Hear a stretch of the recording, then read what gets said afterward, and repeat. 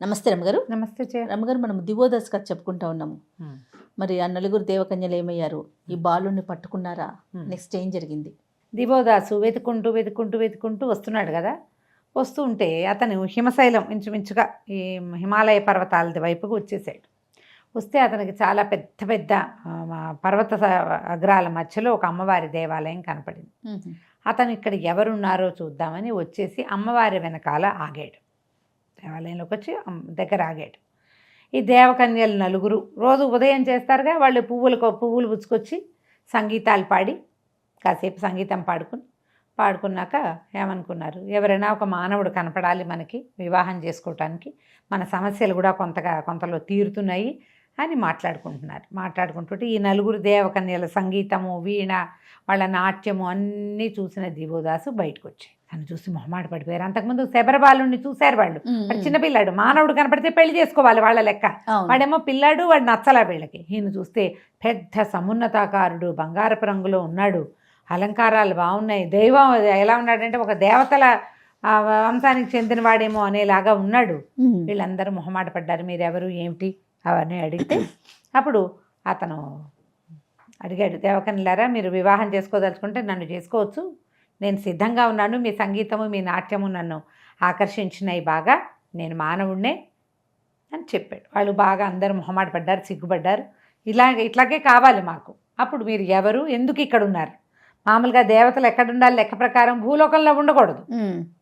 అదే కదా వడంబడిక. దివోదాసు అరిందముడికి మన రిపుంజయుడు రాజు అయినప్పుడు బ్రహ్మదేవుడు ఏమిచ్చాడు వరం, పై వాళ్ళు పైకి వెళ్ళిపోతారు, కింద వాళ్ళు కిందకి వెళ్ళిపోతారు, మీరు ఇక్కడే ఉండండి అన్నాడు.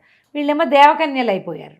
అప్పుడు అతను అడిగితే వీళ్ళు ఏం చెప్పారంటే, మేము చిన్న దేవకన్యలను, దేవజాతులకు చెందిన కన్యలము, మేము అందరం కలిసి తుంబురుడి దగ్గర సంగీతం నేర్చుకున్నాము. సో అక్కడే మేము ఒకళ్ళతో ఒకళ్ళు కలిసి ఉండటం మొదలుపెట్టాము. ఈ నలుగురం చాలా ప్రాణ స్నేహితులు, అక్కా చెల్లెళ్ళుగా ఉండేవాళ్ళము. తుంబురుడికి తోటి ఆయనతో చాలా ప్రీతిపాత్రంగా మెలిగి మేము సంగీతము, నాట్యము అన్నీ కూడా తుంబురుడి ఆశ్రమంలోనే నేర్చుకున్నాం. ఒకసారి ఏమైందంటే, దేవతల సభలో ఒక సభ ఏర్పరిచారు.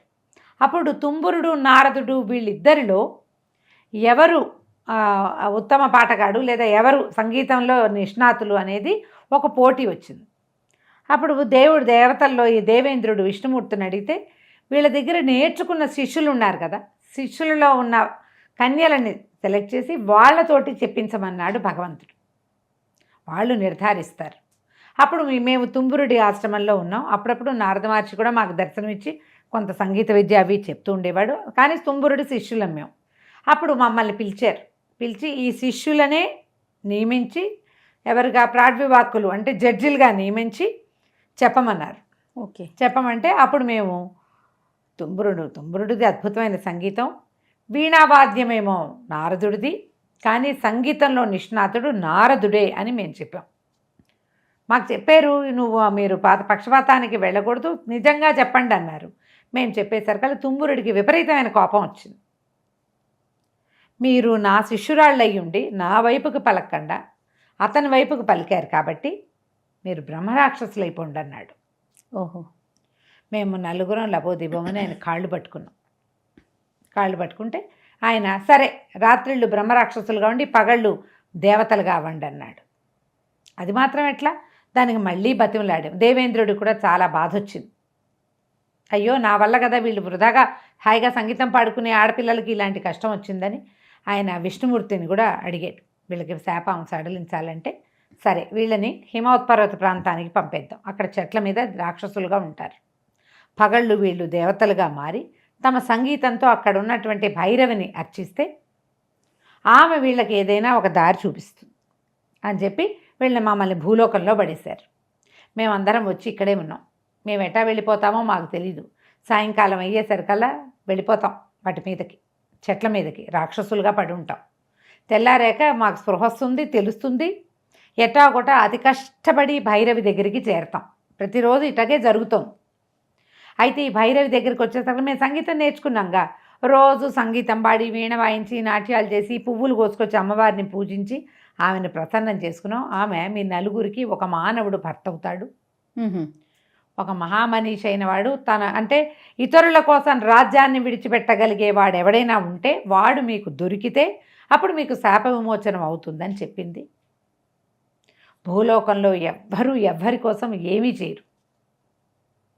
రాజ్యం ఇతరుల కోసం ఎందుకు విడిచిపెడతారు? అదే కదా, ఈ కాలం అది కాదని మేము అనుకున్నాం. మేము నిరాశపడిపోయాం, మాకు ఇదేమి జరగదు.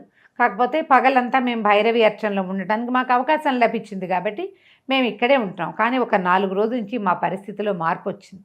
మేము ఇదివరకట్లాగా ఎక్కువ గంటలు బ్రహ్మరాక్షసుల్లాగా ఉండట్లా, తక్కువ సమయం ఉంటున్నాం. అక్కడి నుంచి తెల్లవారంగానే మేము అమ్మవారి ఆశ్రమానికి వచ్చేస్తున్నాం, ఆలయానికి. ఇదివరకు నానా తంటాలు పడేవాళ్ళం ఇక్కడ చేరటానికి. మాకు 4 రోజుల నుంచి మా స్థితి మారింది. దేనివల్ల, ఏ మహానుభావుడి వల్ల మారిందో మాకు తెలియలేదు. బహుశా అది నువ్వే అయ్యుంటావని వీళ్ళ 4 ఈ కథ అంతా చెప్పారు. చెప్పేసరికల్లా దివోదాస్ అన్నాడు, అక్షరాల నేను మానవుణ్ణి, మానవ చక్రవర్తిని. నేను ఒక కుర్రవాడు, శబర కుర్రవాడిని వెతకటం కోసం రాజ్యాన్ని విడిచిపెట్టి వచ్చాను. చాలా రోజులైంది నేను తిరుగుతూనే ఉన్నా. శబరుడా, అతన్ని మేము చూసామన్నారు అమ్మాయిలు. ఒక శబర కుర్రవాడు ఒక పెట్టెలో ఉన్నాడు, అతను ఇక్కడికి వచ్చాడు, మేము చూసాం అతన్ని అనేసరికల్లా సరే అతను ఎక్కడున్నాడు, ఎక్కడ చూశారు ఏమిటి అంటే వీళ్ళంతా ఏం చెప్పారు, ఇక్కడ ఒక రాజుగారు, ఒక యక్షుడు రత్నాలతోటి అమ్మవారిని అర్చించాడు. ఆ రత్నాలన్నీ ఇక్కడ దాచిపెట్టబడి ఉన్నాయి. మమ్మల్ని స్వీకరిస్తే ఆ రత్నాలు కూడా వాడికే సొంతం అవుతాయని అమ్మవారు ఆజ్ఞ ఇచ్చింది. మా 4 వివాహం చేసుకో, ఆ రత్నాలన్నీ సొంతం చేసుకోమన్నారు. ఇతను ఏమన్నాడంటే, ఏ శబరబాలుడి కోసం నేను ఇంత దూరం వచ్చానో వాడిని వెనకప్ప చెప్పకుండా వివాహం చేసుకునేందుకు వీల్లేదు. నా ప్రతిజ్ఞే అది, సౌఖ్యం అనుభవించనని చెప్పా. కాబట్టి ఆ కుర్రాన్ని వెతుక్కుంటూ వస్తాను నేను అని చెప్పి బయలుదేరాడు. అయితే వీళ్ళు ఏమన్నారు, ఇక ముందుకున్నాయి అక్కడ వెళ్దాం పదమని 4 ఆడవాళ్లతోటి దివోదాసు బయలుదేరాడు.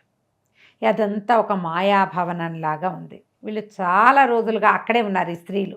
కానీ వీళ్ళకి ఆ భవనం తాలూకు, ఈ దేవాలయాన్ని ఆనుకుని ఉన్నటువంటి గుహలు కానీ, ఆ భవనం కానీ, ఆ మాయాభవనం అవన్నీ యక్షుడు నిర్మించినవి వీళ్ళకి అసలు తెలియనే తెలియదు. వీళ్ళ దారిని వీళ్ళు సంగీతం గోల్లో ఉన్నారు. అదే ఒక గుడి, దానికి ఆనుకుని పెద్ద ఉద్యానవనము, చుట్టూతా అడవి, ఒక పక్కకి పెద్ద పెద్ద భవనాలు, వాటి నిండా రత్నాలు ఉన్నాయని అమ్మవారు చెప్పింది. అంతే తెలుసు వాళ్ళకి. ఆ రత్నాలు వీళ్ళకి ఏమవసరం, దేవత స్త్రీలకి అక్కర్లేదు. ఎవడో మానవుడు వస్తే వాడికి కావాలి రత్నాలు. వీళ్ళు పెద్దగా ఆసక్తి చూపించాల.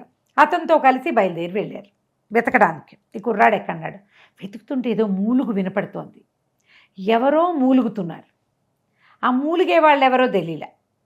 వీళ్ళు ముందుకెళ్తూ ఉంటే ఏదో తలుపు లాంటిది కనపడింది. వాళ్ళు కొద్దిగా ఒక పక్కకి ఆగారు. ఇతను ఆ తలుపు తీసుకుని లోపలికి వెళ్ళాడు. ఇతని వెనకాల మూసుకుపోయింది తలుపు. ఆ తలుపు ఎట్లా తీయాలో ఈ స్త్రీలకి తెలియలే. ఇతను ఏ ద్వారం గుండా వెళ్తే ఆ ద్వారం గుండా అవి మూసుకుపోతున్నాయి. దానికి ఏదో మేట ఉంది, ఏదో చేపెట్టి నొక్కితే అది ఆన్ అవుతుంది, ఓపెన్ అయిపోతుంది. లోపలికి వెళ్ళాక అతను లోపలికి వెళ్ళిపోతాడు. బయట నుంచిన వాళ్ళు అదే పని చేస్తే కుదురుతుంది. అతనికి కూడా తెలిసి తీయలా, ఊరికే గొళ్ళెం ఎక్కడుందని ఇట్లా ఇట్లా తడిమేసరికి టక్కిన ఓపెన్ అయ్యి మీట నొక్కుని. స్త్రీలకు తెలీదు. వీళ్ళు ఇక్కడే ఉండిపోయారు. కాసేపు చూసి చూసి అయ్యో మహారాజు ఏమైపోయాడు, ఆయన అమ్మవారి సేవకు వేళైంది, మళ్ళీ చీకటి పడితే మనకి రాక్షస జన్మ వస్తుందో ఏమిటో. ఈయన కనపడ్డాడు, ఈయనే భర్త అని ఫిక్స్ అయ్యారు. కానీ వాళ్ళ పరిస్థితి ఏమవుతుందో వాళ్ళకి తెలియదు. వాళ్ళు 4 మళ్ళీ అమ్మవారి సేవకి వెళ్ళిపోయారు. ఇతను ఈ లోపలికి వెళ్ళటం మొదలుపెట్టాడు. వెళ్తూ ఉంటే ఎన్ని రకాలో ఏవో బోనుల్లాగా ఉన్నాయి కొన్ని. అందులోకి వెళ్తే హీర్కుపోవటమే. ఇవన్నీ ఎందుకు పెట్టారో కూడా అతనికి తెలియలే. కానీ ప్రయత్నం చేస్తూ వెళ్తున్నాడు. ఈ లోపల అంతకుముందు కథ ఏమైంది, మా మణిగ్రీవుడు తర్వాత ఏమో వాడి పేరేదో ఉంది కదా, జలంధరుడు, వాళ్ళిద్దరు వాళ్ళు ఏం చేశారు, మణిగ్రీవుడు తన చెల్లెలి దగ్గర ఉన్నటువంటి ఆ అమ్మాయిని అనంగమోహిని తీసుకొచ్చేసాడు. అవును. వాళ్ళకి అప్పుడు అరిందముడు కనపడ్డాడు.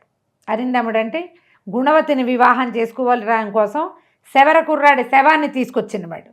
వాడు కనపడేసరికల్లా ఇదేమిటి, నీకు పెళ్లి సిద్ధంగా ఉంది కదా, నువ్వెందుకు పెళ్లి చేసుకోవట్లేదు, స్వయంవరం అన్నారు కదా, నీకు నిర్ధారించబడిందంటే నేను గుణవతిని పెళ్లి చేసుకోను. గుణవతి భూలోక చక్రవర్తి అయిన అతన్ని దివోదాసుని వరించింది, అతన్నే పెళ్లి చేసుకుంటానంది, నాకు కుదరదన్నాడు. అనేసరికల్లా వీళ్ళు కేకలేశారు, అదేంటి మానవుడు దేవకాంతని పెళ్లి చేసుకోవడం ఏంటి, గంధర్వకాంతని, అట్లా కుదరదు, నువ్వు మాతో రా అని బలవంతంగా చేశారు. చెప్పేసరికల్లా అరిందముడు అన్నాడు, కాదు దివోదాసుకి అమ్మవారు నన్ను అప్పచెప్పింది, అతన్ని సేవించమంది. అతను ఆ శబరబాలుడిని వెతుక్కుంటూ వెళ్ళాడు. అనగానే వీళ్ళన్నారు, శబరబాలుడు ఎక్కడున్నాడు, వాడిని మేము పెట్టెలో పెట్టి హిమశైలంలో వదిలిపెట్టి వచ్చాం కదా, ఆ పెట్టెతో సహా వాడిని తీసుకుపోయి మేము భూలోకంలో వదిలిపెట్టేసాము, నువ్వు మాతో రమ్మన్నారు. అనేసరికల్లా అయ్యో హిమశైలం దగ్గర వదిలిపెట్టారా, అరిందముడు ఈయన దివోదాసు కూడా అక్కడికి వెళ్ళాడేమోని అరిందముడు ఇక్కడికి బయలుదేరాడు. ఈ లోపల అతను వెళ్ళి గుణవతి దగ్గర నుంచి అనంగమోహిని తెచ్చేసాడు. తెచ్చి హిమశైలంలోనే ఒక పక్కన ఎక్కడ మానవ సంచారం లేనిది ఉన్నటువంటి, అంటే ప్రత్యేకంగా ఎవ్వరూ చూడని చోట ఈ అనంగమోహిని పెట్టడానికి విమానం ఎక్కించుకుని బయలుదేరి వెళ్ళిపోయారు. ఆ అమ్మాయిని ఒక చోట దింపాలి, ఎవరికీ తెలియకూడదు. వీళ్ళు ఇంతకుముందు ఏం చేశారు, ఆ హేమావతి అనే ఒక అప్సరకాంతతోటి హిమవద్రి పర్వతాల మీదే ఉన్నారు. అది చల్లగా ఉంటుంది, మానవులు పైకి రాలేరు, చలి తట్టుకోలేరు. దేవతలకి అనుజ్ఞ లేదు, గంధర్వులు వాళ్ళు ఎవరు కిందకి రాకూడదు. ఇట్లా దొంగ పనులు చేసేవాళ్ళు వెళ్తారు అక్కడికి. ఎవడో ఒకడుంటాడు, చాలామంది చేయరుగా ఆ పనులు. నిషేధం అంటే నిషేధమే, చాలా కొద్ది మంది ట్రెస్పాసింగ్ చేసేవాళ్ళు. ఈ అమ్మాయిని తీసుకుపోయారు అక్కడికి. ఈ అరిందముడు ఏమయ్యాడు, ఈ హిమశైలం మీద వెతుక్కుంటూ వచ్చి ఈ మాయాభవనంలో ఇరుక్కుపోయాడు. ఇతను పైకి కిందకి వెతికి వెతికి ఎవరిదో మూలుగు వినపడుతోంది, ఆ మూలుగు ఎవరిదో తెలియదు. ఎందుకు మూలుగు వినిపిస్తుంది, ఇతను వెతికి వెతికి కొన్ని కొత్తల బోన్లు ఉన్నాయి, కొన్ని ఏవో వలలు లాంటివి ఉన్నాయి. ఓ తలుపు తీస్తే మళ్ళీ ఆ తలుపు రాదు, ఈ తలుపు తీయగానే ఆ తలుపు మూసుకుపోతుంది.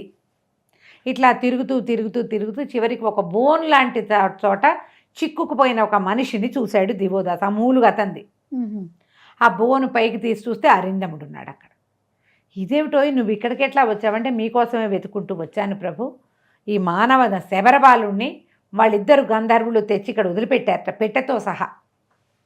నేను వాళ్ళని వెతుక్కుంటూ వచ్చాను, ఈ భవనంలో ఏమైనా దాక్కున్నాడేమని లోపలికి వస్తే ఇదేదో ట్రాప్ లాగా ఉంది, ఏదో ఇరుక్కుపోయా లోపల, నేను పడిపోయాను. కానీ మీరు ఆ రోజు ఆ కుర్రాన్ని వెతకడానికి మన ఇద్దరం చేరోవైపు వెళ్ళినప్పుడు నాకు సహాయకారిగా ఉంటుందని మణి ఇచ్చారు. ఆ మణి నన్ను ఇప్పటికి 2 సార్లు కాపాడింది. ఏమిటి, దానికి కత్తులు గుచ్చుకుపోతున్నాయి, కానీ అతని దగ్గర ఏమణింది, అనంగమోహినికి ముఖం మీద ఉన్న మణి ఉంది కదా, అది ఎక్కడి నుంచి వచ్చింది, వాడెవడు మణిచూడు, అది రత్నచూడు దగ్గర నుంచి వచ్చిన మణి, అది ప్రాణాలు రక్షిస్తుంది. వీడికి కత్తి తగులుతోంది కానీ వాడు జీవించే ఉంటున్నాడు. మణి వల్ల బోన్లో ఇరుక్కుపోయి ఉన్నాను, కానీ మణి వల్ల 2 సార్లు కాపాడబడ్డాను, బయటకు వచ్చే మార్గం కనపడక ఇక్కడ ఇరుక్కుపోయాను అనేసరికి ఈయన చెప్పాడు, ఇక్కడ 4 దేవకాంతలు ఉన్నారు, వాళ్ళ శబరబాలుని ఇక్కడే చూశారట. ఎక్కడ చూశారో వాళ్ళు చెప్పలేకపోయారు, వాళ్ళని వెతుక్కుంటుంది నేను లోపలికి వచ్చాను, పద మన ఇద్దరం బయటికి వెళ్దామని అదంతా ఊడదీసి మొత్తానికి తీసుకొచ్చాడు. వీళ్ళిద్దరూ కలిసి బయటకు వచ్చారు. బయటకు వచ్చిన తర్వాత ఇప్పుడు దేవకాంతలేమో అమ్మవారి దగ్గర ఉన్నారు, దివోదాసు అరిందముడు బయటకు వచ్చారు. అనంగమోహిని మణిగ్రీవుడు జలంధరుడు కలిసి తీసుకెళ్ళి హిమవత్శైలంలోనే వీళ్ళెక్కడున్నారో అక్కడే దాన్ని 2వ వైపు తీసుకొచ్చి పెట్టారు. వీళ్ళకి అనంగమోహిని దొరుకుతుందా లేదా, ఎట్లా వీళ్ళు ఒకళ్ళనొకళ్ళు ఎలా పట్టుకోగలుగుతారో మనం వచ్చే భాగంలో చూద్దాం. తప్పకుండా రమ్మగారు. నమస్తే. నమస్తే. And for more videos, Please subscribe to iDream. Please subscribe to iDream. Please subscribe iDream. And please subscribe to iDream. For more videos, subscribe to iDream. please like, share and subscribe to the channel. Congratulations, iDream. subscribe to iDream. Subscribe to iDream. So subscribe to iDream Media. iDream ki iDream team andarki huge congratulations. Please subscribe iDream Media. Please subscribe to iDream. Subscribe iDream. Please subscribe to iDream. iDream అంటే నా కళల channel subscribe చేసుకున్న నోరు తిరుగుతలేదు, మీరైతే గంట గుర్తు కొట్టండి. For more such videos, please subscribe to iDream. Subscribe to iDream. Please subscribe to iDream. Please subscribe iDream Media. Please do subscribe to iDream. Please subscribe to iDream Media. For best entertainment and information, please subscribe iDream. And don't forget to subscribe to iDream.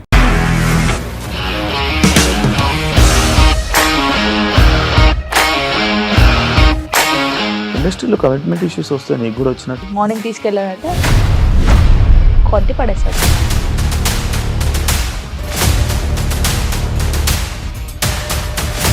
ఒక్కళ్ళు కూడా చూడలేదు ఈ cinema అని చెప్పడానికి కూడా చాలా ధైర్యం కావాలి. అది నిజం కదా, దాంట్లో ధైర్యం ఏంటి? నెక్స్ట్ డే ప్లేట్ మార్చేస్తే తప్పు కదా. As of now we are comfortable this అని నేను అనుకుంటున్నాను. రష్మిక గారిది మీది ఒకే ఊరు అంట కదా. నీకు కోపం వచ్చిందంటే బాగా తిట్టేత్తరా? తిట్టేద్దామండి.